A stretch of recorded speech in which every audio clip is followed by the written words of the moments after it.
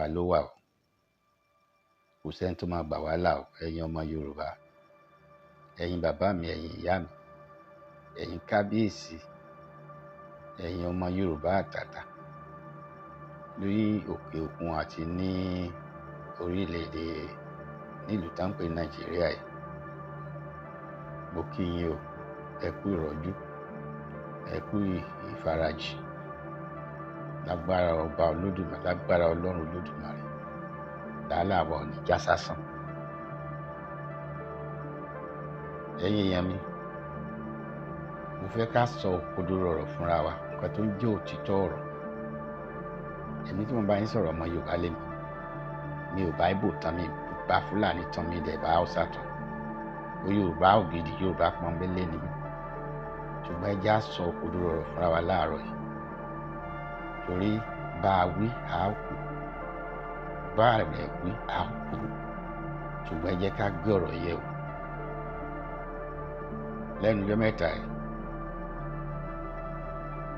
ìkan nínú àwọn ọ̀gá ológun tó ipò ẹ̀ ga jùlọ nílẹ̀ Nàìjíríà yìí, ó sọ̀rọ̀ kan. Chief of Defence Staff CDS, mo ti gbàgbé orúkọ wọn. Mo mọ̀ pé general àbí lieutenant general ni wọn kọ, general wọlé ní ìrántí mọ́, but ipò wọn ni CDS.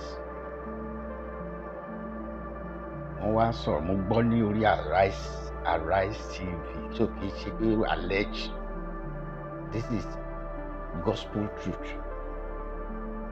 Bàbá yẹn sọ̀rọ̀, àbí ọ̀gágun yẹn sọ̀rọ̀ pé àwọn bandits àbí terrorists wọ̀nyí o, ká má fojú èèyàn burúkú wò wọ́n, pé ká treat wọn gẹ́gẹ́ bí prodigal son, pé ká má pa wọn mọ́, ká má ṣe. Ọ̀rọ̀ yẹn wọ̀ mí lára. Ọmọ Yorùbá lẹni tó sọ̀rọ̀ yìí o. Ọmọ Yorùbá lẹni tí ó sọ ọ̀rọ̀ yìí, kì í ṣe ọmọ Fúlàní, kì í dẹ̀ ṣe ìbátan Gúnmi. Tó bá jẹ́ Gúnmi ló sọ̀rọ̀ ọ̀rọ̀ yìí, mi ò ní dá sí, mi tí ẹ̀ ní ní wò bẹ̀. Ṣùgbọ́n ọ̀rọ̀ yẹn jáde láti ẹnu ọmọ Yorùbá. Ẹ jọ̀ọ́ sà, with all respect and with due respect, CDS, ọmọ prodigal son tẹ́ fẹnu bá yẹn, ṣé ìgbà tó kúrò nílé bàbá ẹ̀ tó lọ sílé òkèèrè tó lọ náà, kí ló gbé kúrò nílé? Ó ní kí bàbá òun fún un ní ogún tó, abẹ́ẹ̀kọ́. Gbogbo wa náà là ń gbàdúrà pé ká fi ogún rere sílẹ̀ fáwọn ọmọ wa. Ó lóun ò fẹ́ dúró kí bàbá òun kan tó pín ogún tó, ó dẹ̀ gba ogún ẹ̀, bàbá ẹ̀ dẹ̀ fún. Ó dẹ̀ lọ sílé òkèèrè, ó ṣe bí ọlọ́ba, ó ṣe yànfùyànfù, kò mọ̀ pé nǹkan tó ń tàn lọ́dún eégún, ó dẹ̀ ná owó yẹn tán. Ìgbà tó wá rí pé òun ti há, orí ẹ̀ wá pé wá padà wálé, bàbá ẹ̀ dẹ̀ gbà tọwọ́ tẹsẹ̀. Now if you want to look at this analogy tí ẹ fún wa yìí, ẹ jọ kí ni ogún Fúlàní nílẹ̀ Nàìjíríà tá ń fẹ́ gbà? Ta ni bàbá Fúlàní nílẹ̀ Nàìjíríà tá ń fẹ́ gba ogún lọ́wọ́ ẹ̀? Moreover, ṣé nígbà tí ọmọ yẹn jáde, prodigal son rẹ̀, ṣé ó lọ gbé ìbọn tó lọ ń bá nílùú ibi tó lọ yẹn, ó lọ kógun tì wọ́n bẹ̀? Ṣé ó débẹ̀ ó sọ pé òun fẹ́ gbalẹ̀ wọn by fire by force? Àbò débẹ̀ kó ní dandan wọ́n gbọ́dọ̀ gba ẹ̀sìn tó ń sìn, bí bẹ́ẹ̀ kọ́ wọn á máa pa wọ́n dànù? Mo fẹ́ béèrè lọ́wọ́ ní CDS, tẹ́ bá jókòó nílé, your private comfort room, ẹ gbé ọ̀rọ̀ yẹ̀ wò. Ṣé bí wọ́n ṣe ń pa wá nílẹ̀ Yorùbá, tí Fúlàní, ẹ̀yin náà mọ̀ pé Fúlàní wọn ò lójú àánú, ẹ wá ní ká máa ṣàánú fún wọn? Ṣé àwọn tó ń wọlé tán, ẹ ṣáàrin gbogbo nǹkan tó ń lọ, ẹ rí bọ́n ṣe da ìbọn bolẹ̀, AK-47, AK 1 million. Wọ́n wá lọ ká àwọn tí ò ní gá, tí wọn ò ní go, tí wọn ò ní any kind of defence. Àwọn ẹlẹ́ni kan máa ṣàánú, ká máa treat wọn like prodigal son. Analogy tẹ́ mú wáyẹn kò fit in at all, dádì mi. Kò fit in, kò sí kan tó, kò tiẹ̀ bá nǹkan kan mú nìkan tó wà nílẹ̀. Fúlàní tí ò lójú àánú, wọ́n mọ ọmọ kékeré, wọ́n á pa, wọ́n á mọ́ gbàlagbà, wọ́n á pa aboyún ilé, wọ́n á pa oyún inú, wọ́n á rí ipò ẹ̀ open, wọ́n á dẹ̀ gé sí wẹ́wẹ́. Ṣé ọmọ nínàkúnà ṣe yẹn gbà tó jáde lọ?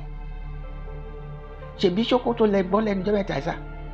Àwọn 150 people tí wọ́n kó ní Sókótó tán ní kí gọ́ọ̀mẹ̀ntì wá san 200 billion as ransom or else, and then kan tó include 250 motorbike. Ìgbà tí gọ́ọ̀mẹ̀ntì ò tètè dá wọn lóhùn, bóyá tán refuse, wọ́n dẹ̀ kó àwọn 150 yẹn, wọ́n dẹ̀ kó wọn síta lójú mọ́mọ́, wọ́n dẹ̀ bẹ̀ sí yìn wọ́n bọ́n, èyí tán lù nígi lórí, èyí tán ṣáláàké. Ẹjọ́ ṣàṣẹ ọmọ onínàkúnà nígbà tó jáde lọ sí ìlú onílùú, ǹjọ́ lọ kóró àwọn èèyàn, ó kó àwọn èèyàn jọ pé ká máa para ìlú. Abẹ́ mọ̀ pé ilẹ̀ Nàìjíríà kì í ṣẹlẹ̀ Fúlàní. Fulani came into this country around 1880 something or 1890 something. Àbí 1804 bóyá. I think it was around 1800. Náà wá. Wọ́n wá sílẹ̀ onílẹ̀. Wọ́n gbà wọ́n tọwọ́ tẹsẹ̀. Wọ́n títí wọn gẹ́gẹ́ bí ènìyàn. Wọ́n wá sọra wọn di brute. Ìbá mi lè pè wọ́n lẹ́ranko nítorí pé ẹranko ò lè ṣe nǹkan tí wọ́n ń ṣe yìí. Gorilla ò lè lọ sí ọ̀dọ̀ àwọn chimpanzee. No, let's say gorilla versus gorilla. Káwọn gorilla kan wá kóra wọn jọ. Because gorilla àti chimpanzee, though they are animal, but they are not the same species.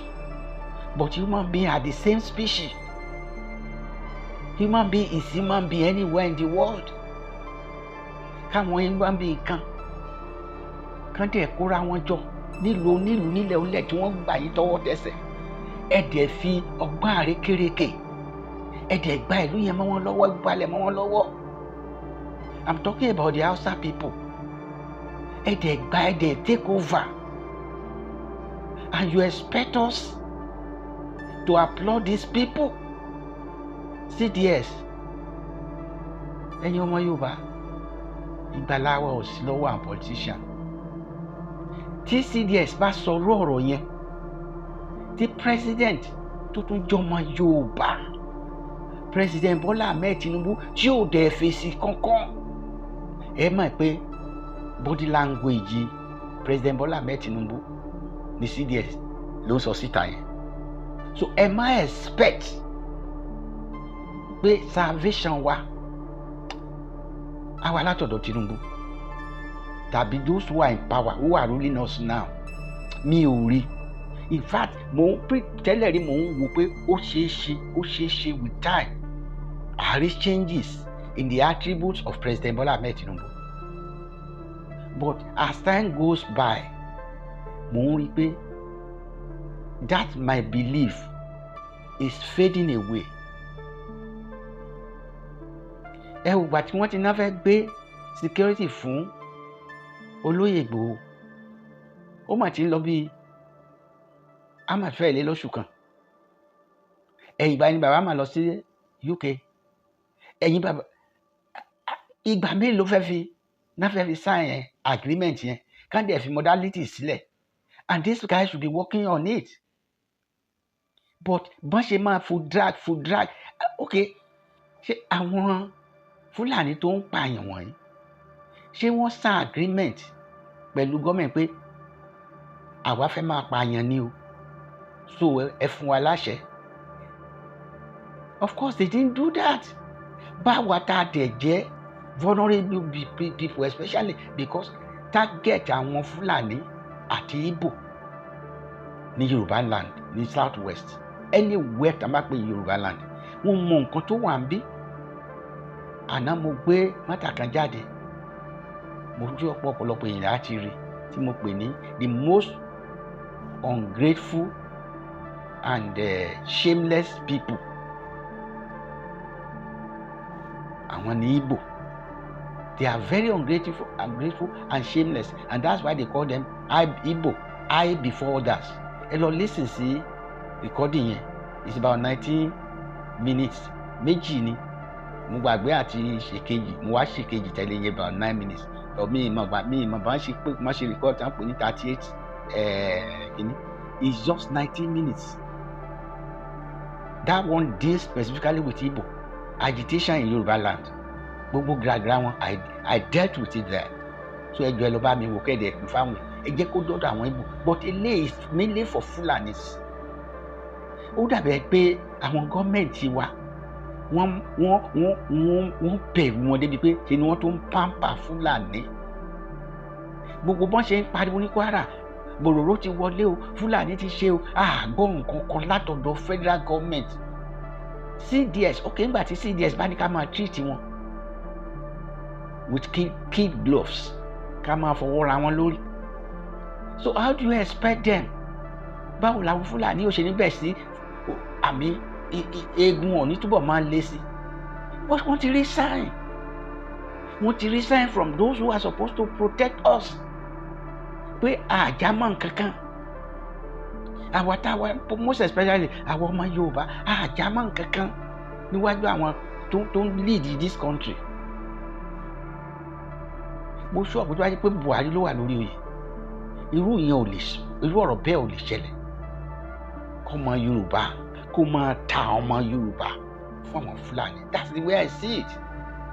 You make us vulnerable, CDS. You make us vulnerable. Remember pé ọmọ Yorùbá ni yín o. Nǹkan tí ẹ̀ ń sọ yìí á ba fáyà o. Ṣé ẹ mọ̀ pé ẹ ní fámìlì ńlẹ̀? Mo gbọ́ pé ọmọ Èkìtì ni yín. Wọn ò ní spare ẹ̀yàn yín o tán bá dé Èkìtì. Because you are not giving us the courage to face these people. Kí ni wàá yàn yín sílùú ẹ̀ fún? Ẹ̀yin wà ń bẹ̀ CDS. Tinubu nìyẹn president. IG nìyẹn Yorùbá.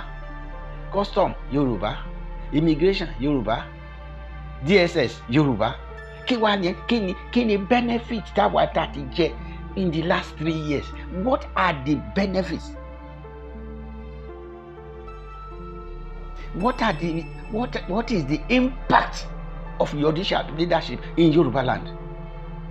Fún àwọn tá a jọmọ ṣe ó dìgbà tán bá sọ wá di ẹrú bí àwọn wọ́n ṣe sọ Hausa di ẹrú nílẹ̀ wọn. Bá a ṣe ń sọ̀rọ̀ yìí sà madam, Hausa ò lẹ́nu ọ̀rọ̀ ní ilẹ̀ tí Olódùmarè fún wọn nítorí pé wọ́n kó àwọn àjòjì mọ́ra bíi ti àwa ọmọ Yorùbá. Wọ́n finú kanú, wọ́n jẹ bọ àbíká wọ́n jẹ wọ. Wọ́n finú kanú ni.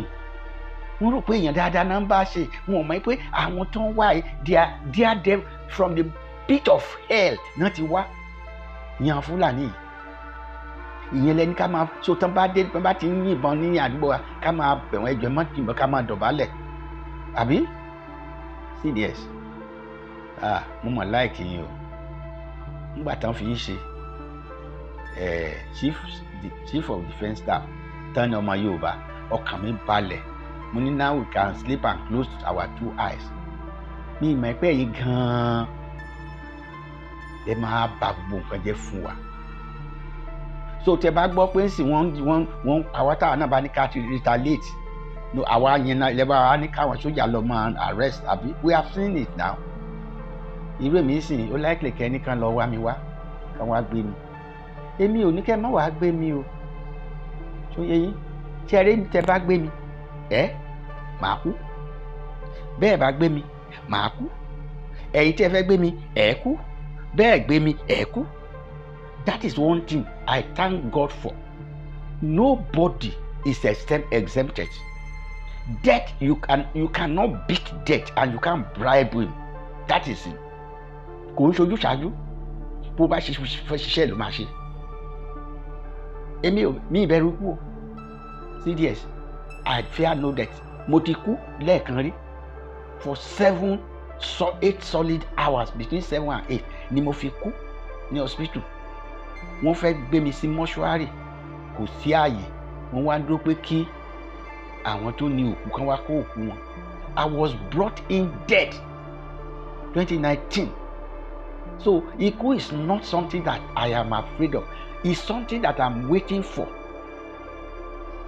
Honestly, I am thirsting and hungry for death to come because this country òun ṣebi tí èèyàn lè máa sọ pé inú òun dùn òun dúpẹ́ lọ́wọ́ Ọlọ́run pé mo ń dáhùn sí Nàìjíríà mi ò lè dúpẹ́ irú ẹ̀. I can't give thanks to God because of mo wà Nàìjíríà. No. Tèmi bá sì rí oúnjẹ kan jẹ, àwọn tí ò rí oúnjẹ méjì tí wọ́n jẹ oníjọ́ méjì mẹ́ta ńkọ́? Àwọn ọ̀gọ̀rọ̀ ọmọ tí ò lọ sí school ńkọ́? Èmi tí mo bá yín sọ̀rọ̀ afọ́jú ni mi ì lè lọ sí hospital kí ni mo fẹ́ gba treatment. Ọ̀gọ̀rọ̀ owó náà máa ní kí n san. There is nothing we are enjoying from this government. Àìmọye èèyàn tó ń live under less than 1,000 naira a day. Ṣé wọn kì í ṣèyàn ni?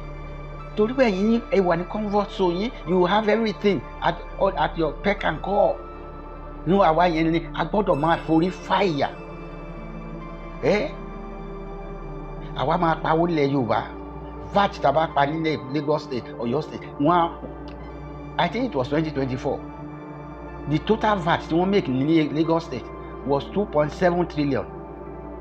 Ìgbà tá máa gbé níyẹn dé Abuja, wọ́n fún Lagos State ní I think 460 billion out of 2.7 trillion.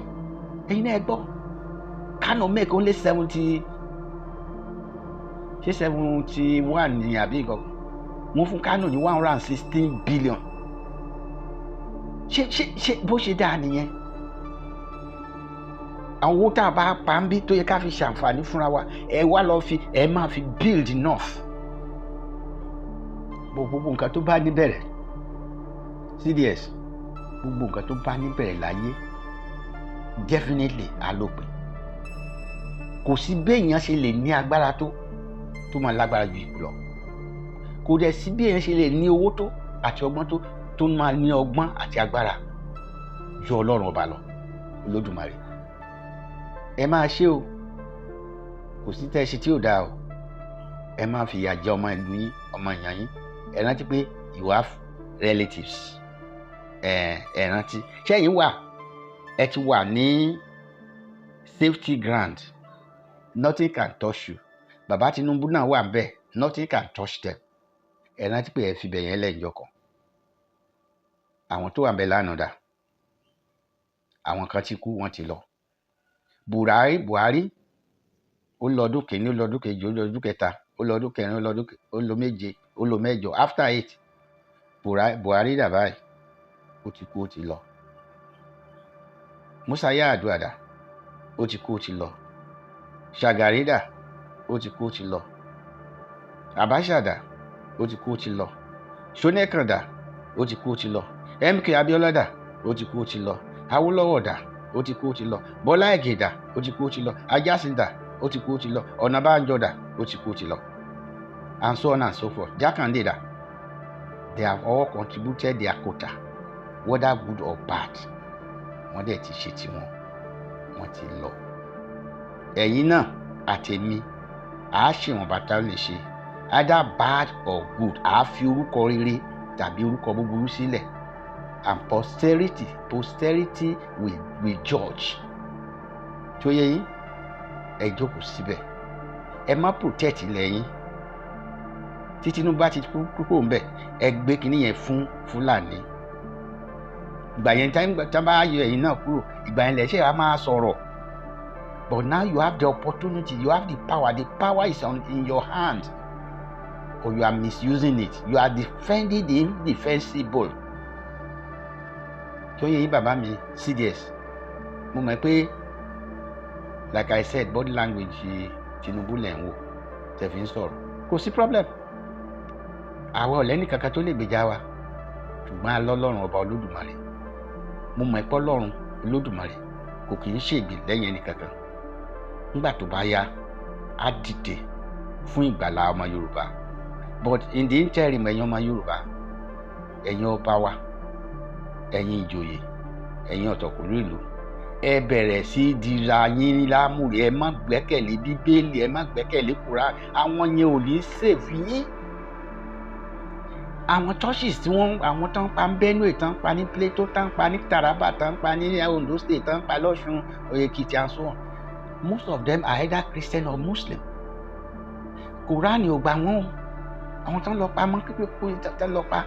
tán lọ yánmútù nínú mosque tán dúnbò díndín ìmáàmù. Ṣé ìmáàmù yẹn ò lè recite verses in Quran ni? Because ẹ̀sìn ẹlẹ́sìn ni, ẹ̀sìn àjòjì báwo lẹ ṣe fẹ́ kó ṣiṣẹ́ nílẹ̀ yín? Nígbà tẹ gbé èdè àti àṣà ẹlẹ́sìn tẹ wá gbé borí tiyín ẹ wá recite kò lè ṣiṣẹ́. It is not meant for you. These religions are not meant for we in Nigeria, especially our South West.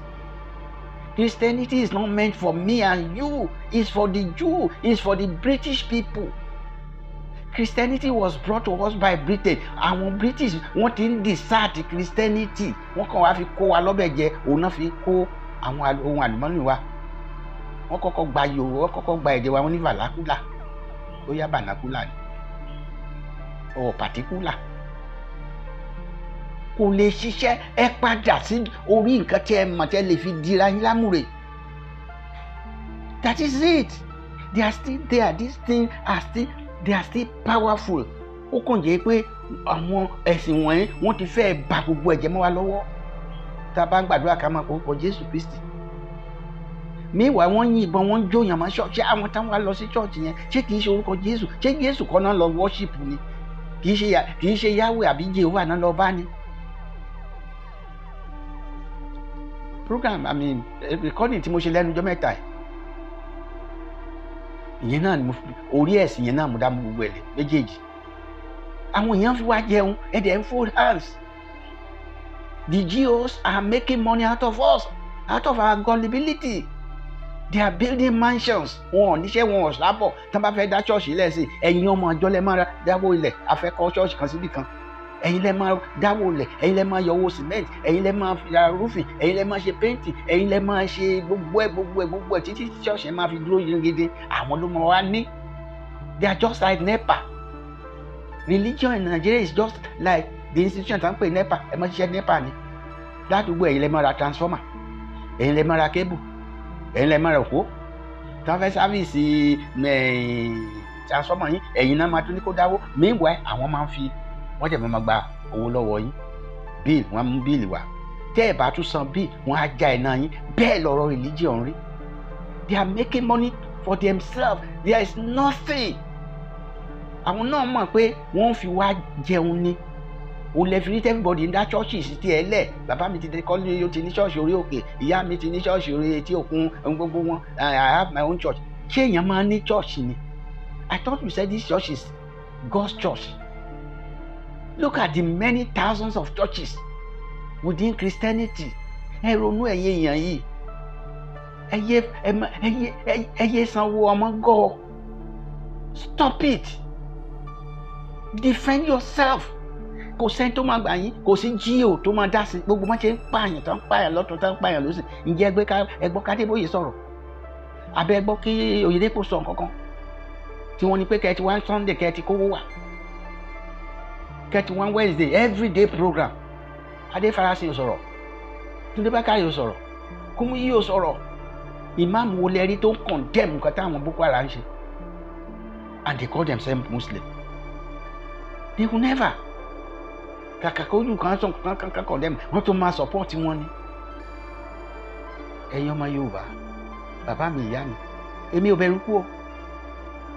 Ẹ̀ka lọkùnrin kú o. I am a man. I'm not a coward. Tó bá pé mo ríran ni, tí mo bá ríran ni, màá ti join Ìgbòho. Mo jẹ́ àméjì. I know what I can do.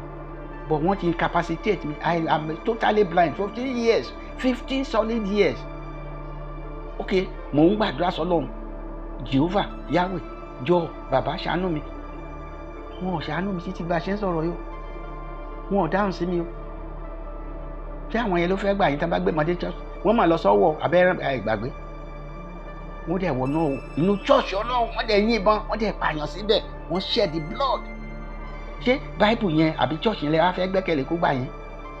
Bẹ́ẹ̀ bá sá lọ sínú church, wọ́n á dáná sọ ẹ̀yìn àti church síbẹ̀ ni o. Wọ́n á petrol ẹ̀ wọ́n á dẹ̀ dáná sùn kò dẹ̀ sí ẹni tó máa mú wọn. Nítorí náà mo fẹ́ rọ̀ yín gbogbo ọgbọ́n ibi tẹ́ bá máa pẹ́ lè wọ agbára dé kì í ṣe agbára òkígbẹ́ nìkan o kì í ṣe agbára ayẹta nìkan every agbára bó bá jẹ́ agbára tẹ́ máa fi pàṣẹ fún oyin kó túpà kó kàn attack àwọn arábì bó jẹ́ agbára àrá ni kẹsàn-án àrà sínú gbòbí tán wà. You can do it.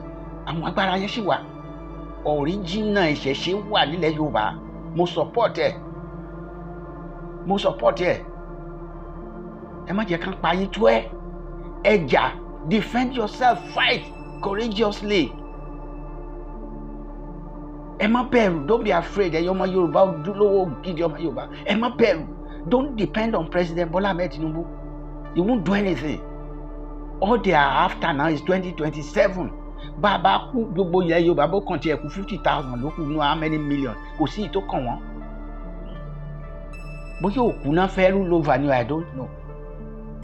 Ẹyẹ yẹn mi, mo tún sọ ilé láàárọ̀ yìí o. Ó kù sọ́wọ́ yín o. Èmi sọ tèmi o. Anytime tí wọ́n bá wọlé tí wọ́n ṣẹ̀mọ̀ pé mi ríran, wọ́n bá fi ìbọn jálẹ̀ kú mi jí n bá sọ fún wọn kán padà síbi tán tí ń bọ̀ tán bá padà tán ní dandan. Èmi rè ẹ̀yìn mi ẹ̀kan ṣẹ́rí kẹ̀wù ẹ̀kan yẹn mo ti lọ́ ní tèmi nìyẹn. Kò sí ìtó kàn mí mọ́. Àwọn èèyàn jẹun wọn lọ skul wọn lọ kí kò sí ìtó kàn mí. Ṣùgbọ́n níyì tí mo sì wà láyé yìí tí mi ò ríran, màá fẹ́nu mi sọ nǹkan tó yẹ kí n sọ. Ó wá kù sọ́wọ́ ẹ̀yin olórí, ẹ̀yin aláṣẹ ìlú. Ẹ máa pàṣẹ yín lọ, ẹ máa kó gbogbo ẹ̀ pamọ́. Kí ìyà máa jà àwọn èèyàn yín. Nígbà tó bá dọjọ́ ìdájọ́, báwọn Christian ṣe ní ìdájọ́ wà. Èmi ò bìlí pé ìdájọ́ kankan wà bí kan o. Tẹ́ bá ṣe léyé, tẹ́ bá ti mú jẹ ni o. Tẹ́ ẹ̀ bá dẹ̀ mú jẹ èmi ò rí ibi tí wọ́n ti ń dájọ́ kankan. But tó bá wà fine, it's all well and good with me. Tí ò bá dẹ̀ sí it's all well and good, I will do the best I can to make life better. Ẹ̀yin náà ṣe nǹkan tẹ́ ẹ lè ṣe kí ilé ayé tùbà kó tùṣẹ́, má máa ro tara yín nìkan. Don't be selfish. Ẹ̀yin leaders wa, you are too selfish, you are too self-centered. Gbogbo nǹkan tẹ́ ẹ lé bí ilé ayé àwọn family yín àtàwọn ọmọ yẹn ìrandíran 200 generation 5,000 generation lẹ́nu wọ́n ṣe máa wà nínú kọ́fọ̀. Káwa nìkan àwa tó kọ́ máa jìyà. Èmi ò ní bá wọn jìyà. Èyí tí mò ń jẹ tí kú bá ti dé mo bọ́ lọ́wọ́ ìyà nìyẹn o. Mo ti ẹ̀ retí ẹ̀ gan. I'm expecting it every day, anytime, any moment from now. Because I've had enough. 74 years. Kí ni mò ń ṣe láyé? Kí ni mò ń ṣe láyé? Mo ti pàdánù àbúrò 7 nínú 11. Kí ló wá kù? Ṣé oúnjẹ ni mo fẹ́ jẹ? Owó ni mo fẹ́? Bẹ́ẹ̀ fún mi ní trillions of dollars. Mi lè change style mi because kò ìyẹn kọ́ lè mí wá. Kálàáfíà, kí ìdùnnú, kí ìfọ̀kànbalẹ̀, kí ayọ̀ àti ìtẹ̀síwájú kó bá orílẹ̀-èdè Yorùbá. That's mine. Kí gbogbo wa wà nírẹ̀pọ̀. Kárí jẹ, kárí mu, kárí ná, kárí ìdò. Kì í ṣe kẹ́nìkan máa control billions, káwọn kan máa ṣe ráńkà déédé, kán lọ máa dọ̀bálẹ̀, kán máa kúnlẹ̀ wájú ilé ọba. Ọ̀rọ̀ mi ìbáyìí lọ. Dàbọ̀. Ẹ bá mi pín káàkiri. Bẹ́ẹ̀ pín kò mú kọ́bọ̀ wá.